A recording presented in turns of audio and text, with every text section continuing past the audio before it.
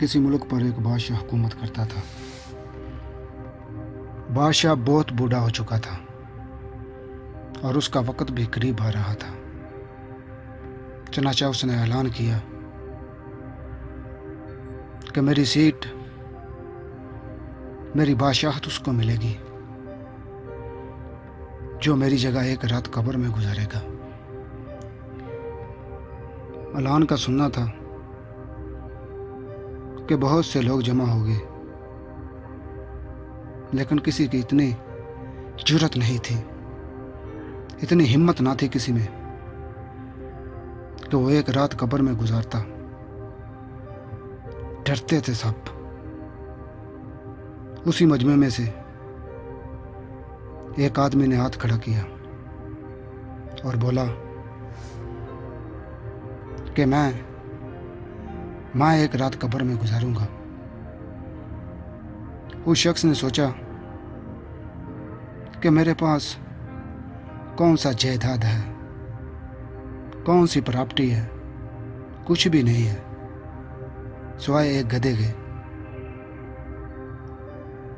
मैं क्या हिसाब दूंगा, मेरा तो कोई हिसाब बनता ही नहीं है।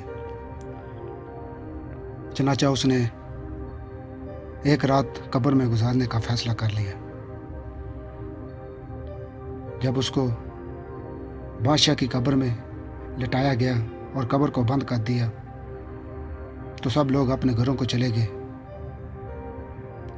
और फरिश्तों ने आकर उसे उठाया। क्या शख्स, उठ, अपना हिसाब दे। तो उसने शख्स ने कहा कि मेरे पास तो हिसाब देने के लिए कुछ भी नहीं, सिर्फ एक गधा था। फरिश्ते जाने लगे, लेकिन यकदम रुक गए। एक ने कहा, जरा इसका मालनामा तो देखो। दूसरे ने जब उसका मालनामा देखा तो उसने कहा कि फलां दिन इस टाइम को तूने गधे को भूखा रखा। उसने कहा, हाँ, मैंने उसको भूखा रखा। फरिश्तों ने उसे 100 डंडे मारे। फिर पूछा, फलां दिन तूने गधे पर ज्यादा सामान लादा और उसको मारा। उसने कहा, हाँ, मैं मारा। फरिश्तों ने फिर उसे मारा।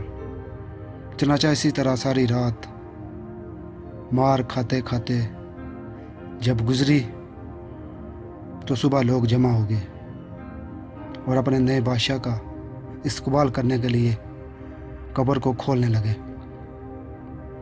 जैसे ही कब्र खुली, बादशाह ने निकलकर दौड़ लगा दी। सब आदमी उसके पीछे भाग रहे थे कि बादशाह किधर भाग रहा है, तू हमारा बादशाह है।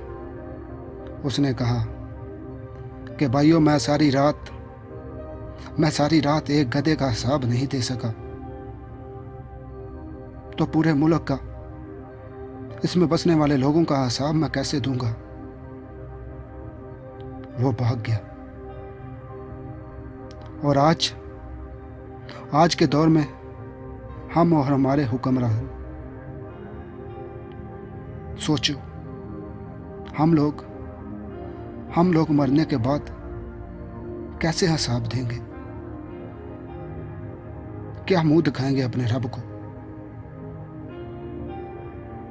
मेरी खुदा से दुआ है कि खुदा हम सबको नेक काम करने की तौफीक अता फरमाए। आमीन।